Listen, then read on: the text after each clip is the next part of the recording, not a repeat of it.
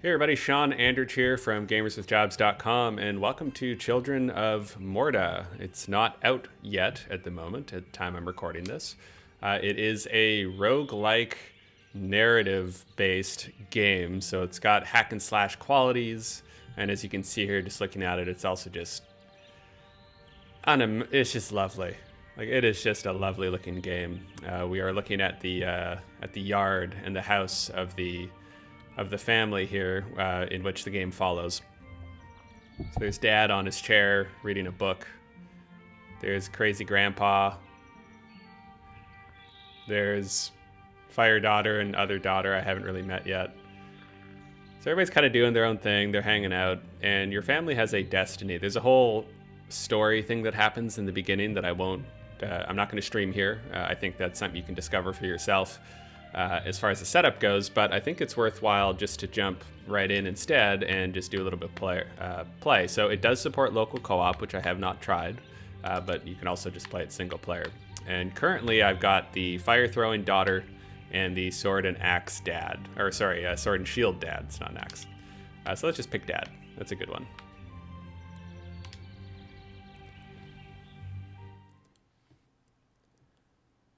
Pretty simple controls. Basic evade, attack, use special ability, and it is a roguelike. So every time you go in just with your baseline. I've got a shield, I've got a sword. I do have a level, so my character is level 3 at the moment.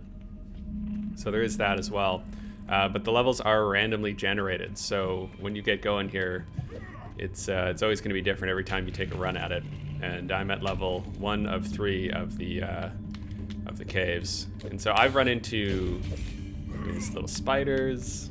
There's lots of grunting. Skeletons. Always a hit.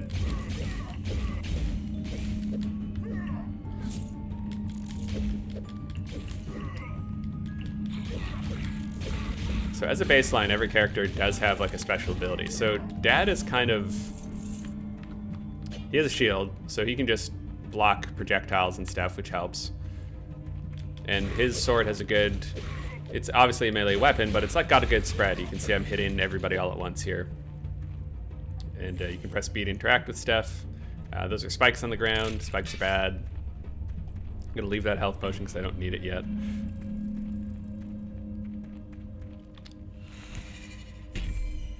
Woo, all right, well there's a thing. Places a totem that shoots enemies. So I've just got my first rune, which is a special ability that you'll pick up. So it's kind of like dead cells. You can pick up different secondary abilities that tack onto your character temporarily on your current run. So I've got that totem there, so once we see some enemies, I'll drop that and we'll see what it looks like. So it's actually a new one to me. Here we go. Oh, thanks, Windows. Cool, that's great. All right, so there's my totem. What's it doing here? It seems angry. It looks like an owl a little bit. Got some projectiles coming. I'll just chill out. Rah!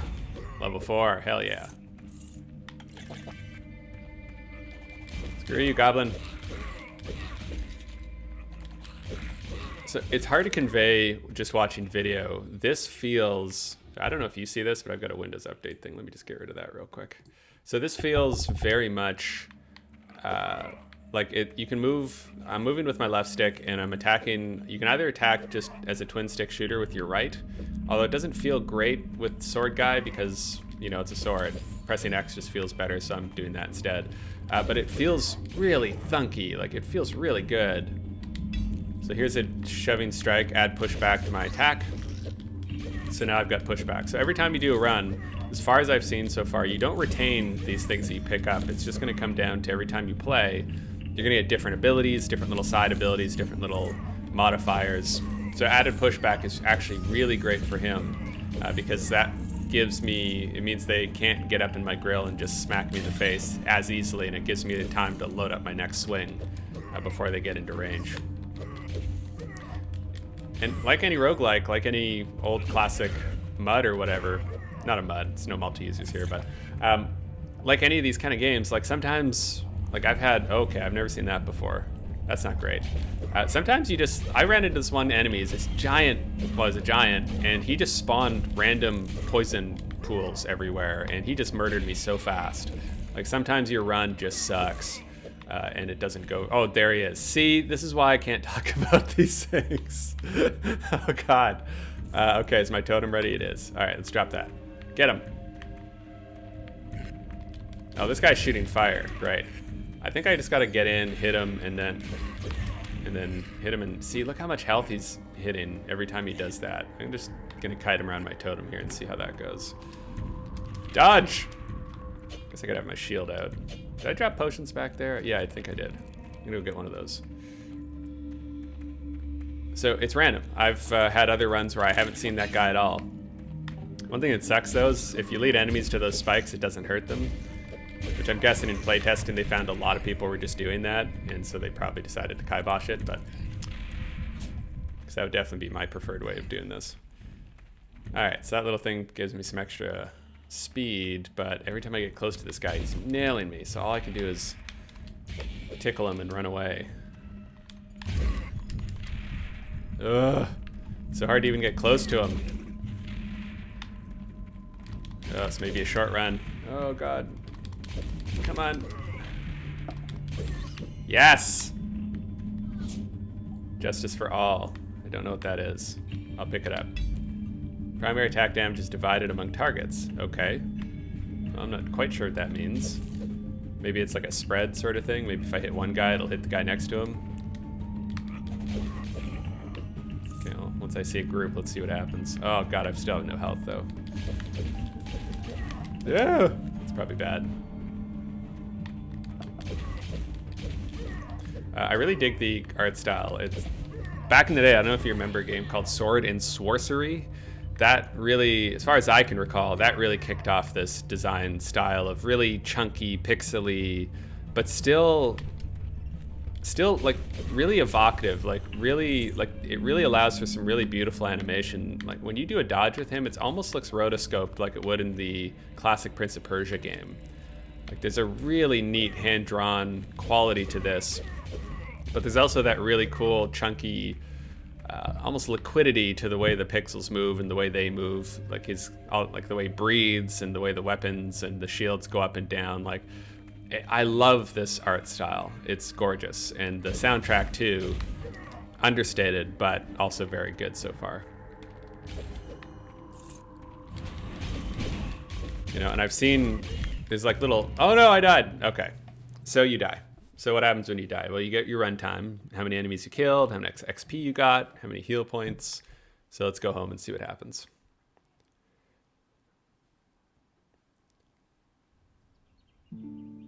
Oh, little vignette. There's Mom. She looks very pregnant. She's feeding the animals. That's nice. Ah, come on. Oh, come on, you're killing me. I love quiet moments in video games. They're so rare.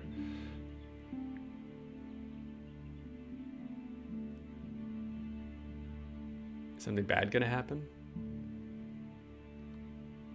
No, just a nice moment. Just a nice moment. See? Isn't that great? There's so many roguelikes now. Like, what do you do? What do you do to differentiate yourself? How do you stand out? That horrible giant to have his way. So everybody's just chatting, doing their thing. There's Mom on her rocking chair.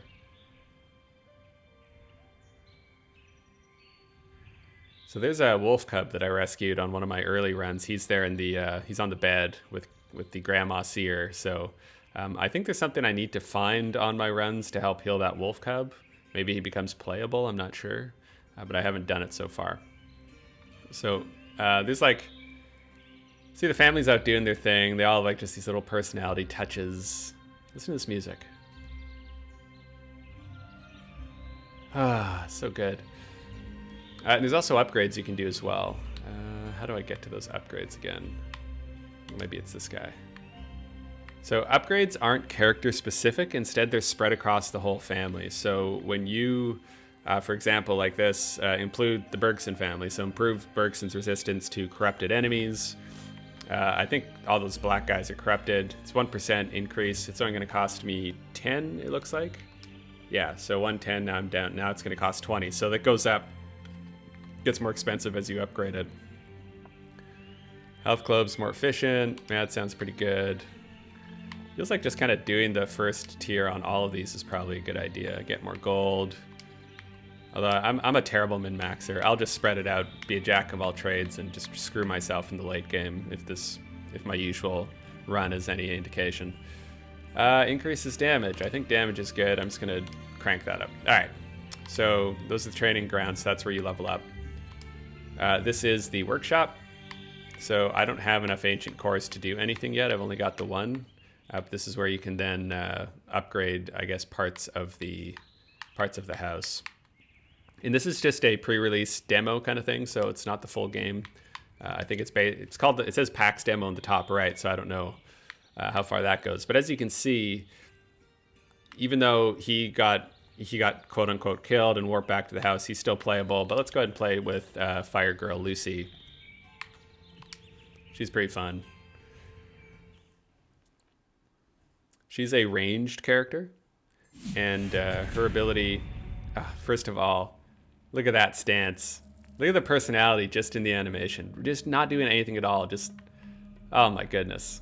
Just a little firecracker. I love it.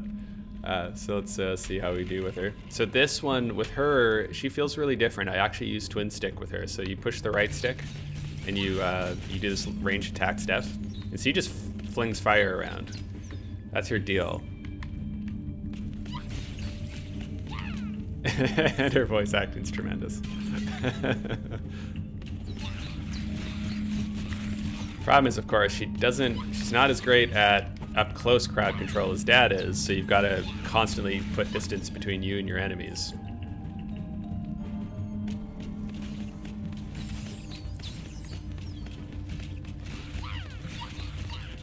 Ah, she's so great. Oh God. Range guys are kind of the bane of my existence. I can already tell that even those minor upgrades I did in the house, she's doing a little bit more damage than the last time I played her. So you can see how you're going to end up just having favorite members of the family as you're doing these runs. And as you're doing these runs, the way the game flow seems to be is you have a good run, there's little story beats. Like I mentioned, that wolf cub, that's one that I rescued while I was out in the dungeon.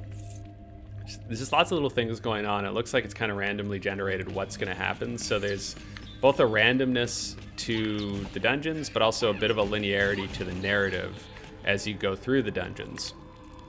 I don't know what Obelisk unlocked means, but I haven't unlocked it through the tree, so can't do anything with it. And I'm assuming some of that stuff is going to help me get around in the game a little easier and get deeper into the dungeon Diablo style later on, once you get past maybe the first 3 levels. I don't know.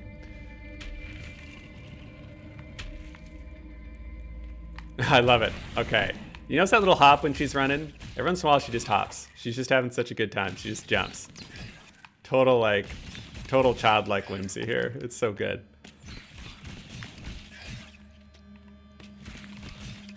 I just love that Mom and Dad are like, no, that's fine. Go ahead. I really do want to play this local co-op. I think this would be a blast with 2 people. I could definitely use the help. Good Lord. So many people. So obviously the key thing in any roguelike is going to be balance, especially given that it's randomly generated dungeons and enemies and stuff. So sometimes you're just going to enter a run and it's just going to feel really hard and unfair. And I've had a few of those where you go in there and really quickly it escalates, and I haven't picked up any items or anything, and it just gets really difficult. Look at her. Every once in a while she just jumps. Oh God. Okay. Oh, what's this? Oh, just more health. I'll take it. Ah, so good. Ah, screw you, spider.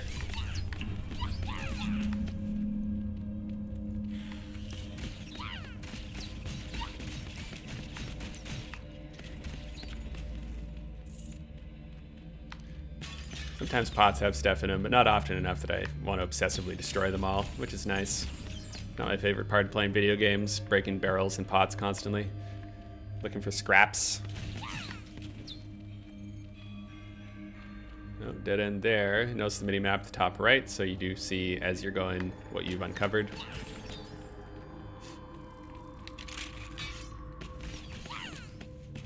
Oh, so many, so many. Let's take a bottle them up here for a second. So they don't, the spikes don't bother them, but you can still get them congested at least, so it's easier to pick them off, and you can use that pushback to your advantage.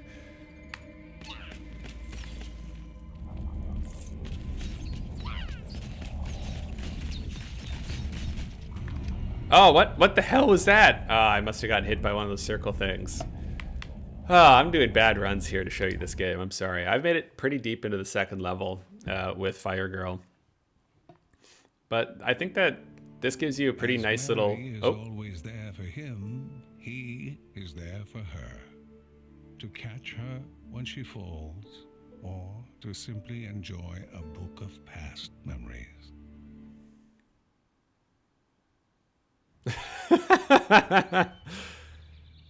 God, I feel like it does have a very storybook quality to it, doesn't it?